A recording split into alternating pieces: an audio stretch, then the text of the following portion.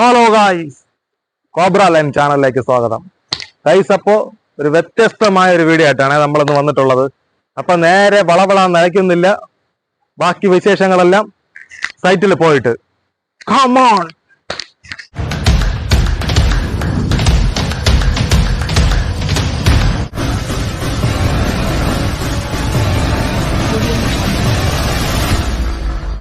Guys, ഞാൻ നിൽക്കുന്നത് നമ്മുടെ അരുവിക്കര ഡാമിലാണ്. തിരുവനന്തപുരത്ത് നിന്ന് 16 കിലോമീറ്റർ ദൂരമാണ് നമ്മൾ അരുവിക്കര ഡാമിലോട്ടുള്ള ദൂരം. നമുക്ക് ഈ ഡാമിലോട്ട് വരാനായിട്ട് 2 വഴികളുണ്ട്. തിരുവനന്തപുരത്ത് നിന്ന് വട്ടിയൂർക്കാവ് വഴിയും നെടുമങ്ങാട് വഴിയും നമുക്കിവിടെ വരാം. പിന്നെ വന്ന് കയറുമ്പോൾ തന്നെ നമുക്കിവിടെ വാഹനം പാർക്ക് ചെയ്യാനായിട്ട് വലിയൊരു പാർക്കിംഗ് ഗ്രൗണ്ടും, വാഹനം പാർക്ക് ചെയ്തതിന് ശേഷം ചായ, കൂൾ ഡ്രിങ്ക്സ്, സ്നാക്സ് ഇവ കഴിക്കാനായിട്ട് തൊട്ടടുത്ത് തന്നെ സ്റ്റാളുകൾ ക്രമീകരിച്ചിട്ടുണ്ട്. ഗൈസ്, 1930 നമ്മൾ അരുവിക്കര ഡാം എന്ന ആശയം രൂപം കൊള്ളുന്നത്.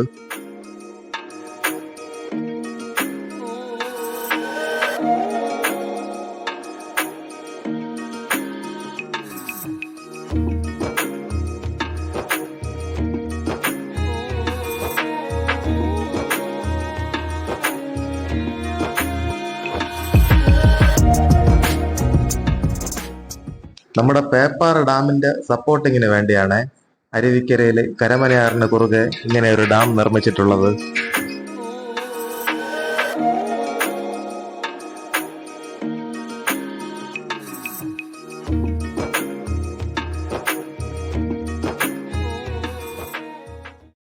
ഗൈസ്, തിരുവനന്തപുരം സിറ്റിയിലെ ഏകദേശം ഏരിയകളിലോട്ട് കുടിവെള്ളം എത്തിക്കുന്നത് നമ്മുടെ ഈ ഡാമിൽ നിന്നാണ്.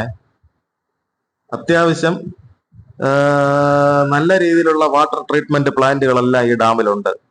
പിന്നെ 6 ഷട്ടറുകളാണ് നമുക്ക് ഈ ഡാമിൽ ഉള്ളത്. ഇത് എപ്പോഴും തുറക്കണമെന്നില്ല, നല്ല മഴയുള്ള സമയത്ത് മാത്രമേ ഈ ഷട്ടറുകൾ തുറക്കത്തുള്ളൂ. അല്ലാത്ത സമയത്ത് 1-2 ഷട്ടറുകൾ മാത്രമേ തുറക്കാനുള്ള സാധ്യതയുള്ളൂ.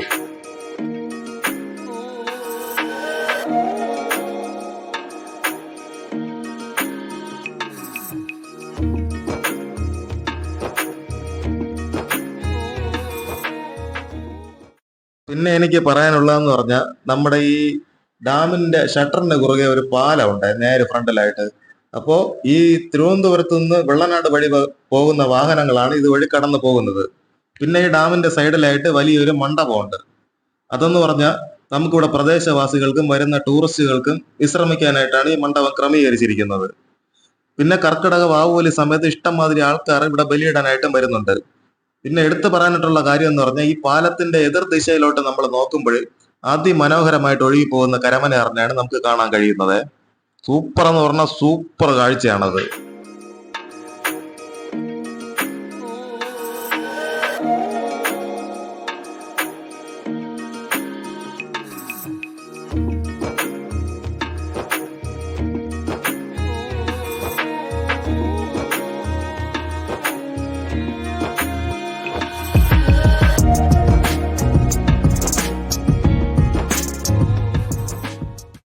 ഗൈസ്, ഇനി ഞാൻ പോകുന്നത് ഡാമിന്റെ നേരെ ഫ്രണ്ടിൽ ഒരു ദുർഗാദേവി ക്ഷേത്രമുണ്ട്. അപ്പൊ ഇതുവഴി പോകുമ്പോൾ തന്നെ 2 വഴികളുണ്ട്. നേരെ പോകുന്ന വഴി നമുക്ക് കരമനാറ്റിൽ പോകാനും, ഇടത്തോട്ട് തിരിഞ്ഞു പോയാൽ നമുക്ക് ക്ഷേത്രത്തിൽ പോകാനും പറ്റും. തിരുവിതാംകൂർ ദേവസ്വം ബോർഡിന്റെ കീഴിലാണ് ഇവിടുത്തെ ക്ഷേത്രം. പ്രധാന പ്രതിഷ്ഠ ദുർഗാദേവിയാണ് ഇവിടുത്തെ മെയിൻ പ്രധാന പ്രതിഷ്ഠ. ഗൈസ്, അപ്പോൾ ഇനി പിന്നെ വേറൊരു കാര്യം എന്ന് പറഞ്ഞാൽ, അത് ഇവിടുത്തെ ഒരു വിശ്വാസവുമായിട്ട് ബന്ധപ്പെട്ടതാണ്. നമ്മൾ ആ ഡാമില് ഷട്ടർ തുറന്ന് പുറത്തേക്ക് വരുന്ന വെള്ളം തന്നെ വീണ്ടും നല്ല ഫ്രീ ആയിട്ട് പോകുന്നില്ല. അവിടെ വീണ്ടും ഒരു തടയണ പോലെ കെട്ടിയിട്ടുണ്ട്. അത് വേറൊന്നുമല്ല, ഇവിടെ ക്ഷേത്ര വിശ്വാസവുമായി ബന്ധപ്പെട്ട് ഇവിടെ നല്ല സൈസുള്ള മീനുകളെല്ലാം ഇതിനകത്തുണ്ട്. അപ്പൊ ഇവിടെ അരിയും പൂവും വാങ്ങി ഇട്ട് കഴിഞ്ഞാൽ ശരീരത്തിൽ ഉണ്ടാകുന്ന അരിമ്പാറ പോലുള്ള അസുഖങ്ങൾ മാറുമെന്ന വിശ്വാസവും ഇവിടെ ഉണ്ട്.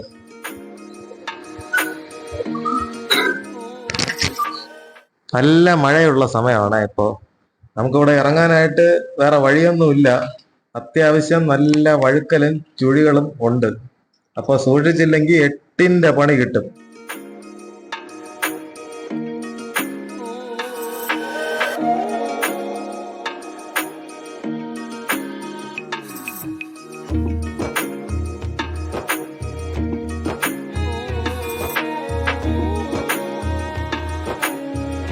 ഗൈസ്, അപ്പോ ഞാൻ ഇനി നിങ്ങളെ കൊണ്ടുപോകുന്നത് വളരെ നിഗൂഢമായിട്ടുള്ള ഒരു സ്ഥലത്തൂടെയാണ്.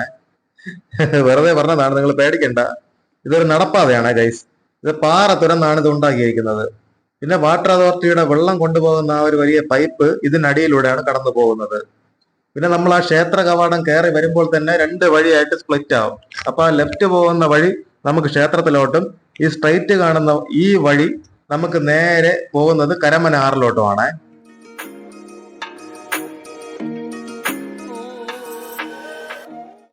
നമ്മുടെ അരുവിക്കര ഡാമിൽ നിന്ന് ഷട്ടർ തുറന്നു വിടുന്ന വെള്ളം ആറ്റിലോട്ട് പതിക്കുന്നില്ല, ആ ഭാഗത്തോട്ടാണ് ഈ കനാൽ റോഡ് ഇങ്ങനെ പോകുന്നത്.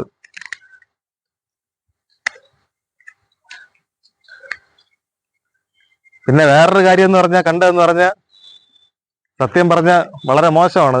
ഈ റോഡ് അത്രയും നിറയെ വേസ്റ്റ് കൊണ്ടിട്ടിട്ടുണ്ട്. ഹോട്ടൽ വേസ്റ്റ്, കടകളിലുള്ള വേസ്റ്റ് എല്ലാം രണ്ട് സൈഡും നടന്നു പോകാനായിട്ട് കഷ്ടിച്ചാണ് നടന്നു പോകുന്നത്. വേറെ നിവർത്തിയില്ല, പോകുന്നേ ഉള്ളൂ.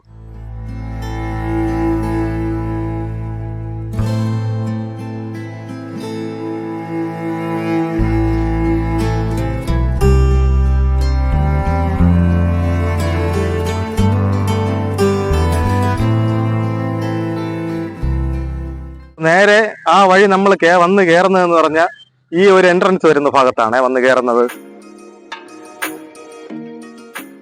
മണ്ഡപം പോലെയുള്ള ഒരു ഭാഗമാണ്. ആ 4 തൂണ് മാത്രമേ ഇപ്പൊ നമുക്ക് അതിലുള്ളൂ. പിന്നെ ക്ലോസ് ആയിട്ടുള്ള വേറൊരു ബിൽഡിംഗ് കാണാം. പിന്നെ അതിന്റെ ഓപ്പോസിറ്റ് വേറൊരു ബിൽഡിംഗ് കാണാം. കണ്ടോ?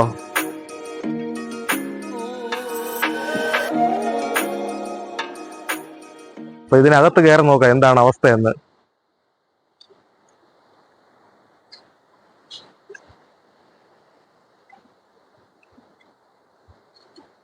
അപ്പൊ ഇവിടെ വരുമ്പോ ഇതാണ് അവസ്ഥ. നമ്മളെ അരുവിക്കര ഡാം ഇപ്പൊ ഷട്ടർ ഓപ്പൺ ആണ്. 6 ഷട്ടർ ഉള്ളതിൽ 3 ഷട്ടറുള്ള ഓപ്പണിംഗ് ആണ്. അപ്പൊ അത്യാവശ്യം നല്ല രീതിയിൽ വെള്ളവും കാര്യങ്ങളൊക്കെ ഉയർന്നിട്ടുണ്ടേ. നമ്മുടെ ഈ ചെറിയ ബ്ലോക്കുകളായിട്ട് കെട്ടിയിരിക്കുന്ന ഭാഗം എന്ന് പറഞ്ഞാൽ ബലിയൊക്കെ ഇടാൻ വരുന്ന ഭാഗമാണ്. ആൾക്കാര് കർക്കിടക വാവുബലി സമയത്ത് ബലിയൊക്കെ ഇടാൻ വേണ്ടിയാണ് ആൾക്കാർക്ക് അത്യാവശ്യം വെള്ളം കൂടുതലാണെങ്കിലും നമുക്ക് ഇവിടെ നിന്ന് ബലിയിടാം. അപ്പൊ അതിനു വേണ്ടിയാണ് ഇങ്ങനെ ഇവിടെ ക്രമീകരിച്ചിട്ടുള്ളത്.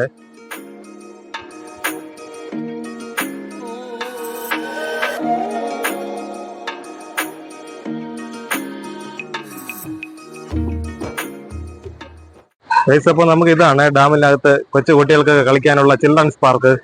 പക്ഷെ കണ്ടോ, കംപ്ലീറ്റ് ക്ലോസ്ഡ് ആണ്. കാരണം ഡാമില് വെള്ളം കൂടുതലെന്ന് പറഞ്ഞാണ് അവരിപ്പോൾ ഏകദേശം ക്ലോസ് ചെയ്തിട്ടുള്ളത്. അത്യാവശ്യം കൊച്ചു കുട്ടികൾക്ക് കളിക്കാനും നമുക്ക് ആ ഡാമിലെ ഷട്ടർ വരുന്ന ഭാഗം വീക്ഷിക്കാനൊക്കെ നല്ല സൗകര്യമുള്ള ആ ഒരു സ്ഥലമാണ്.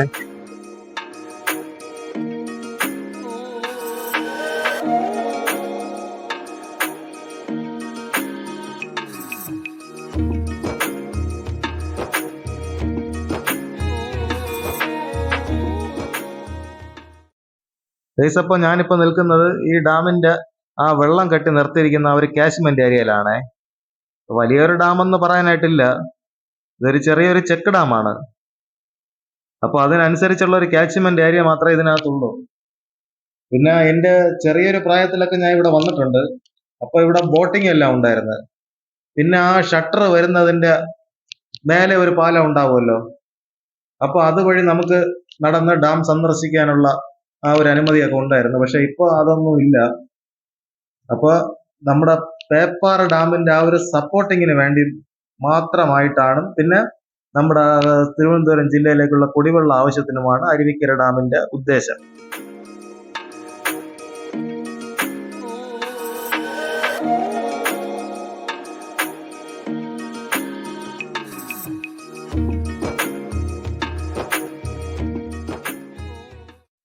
അപ്പോൾ ഇതൊക്കെയാണ് നമ്മുടെ അരുവിക്കര ഡാം കാഴ്ചകൾ.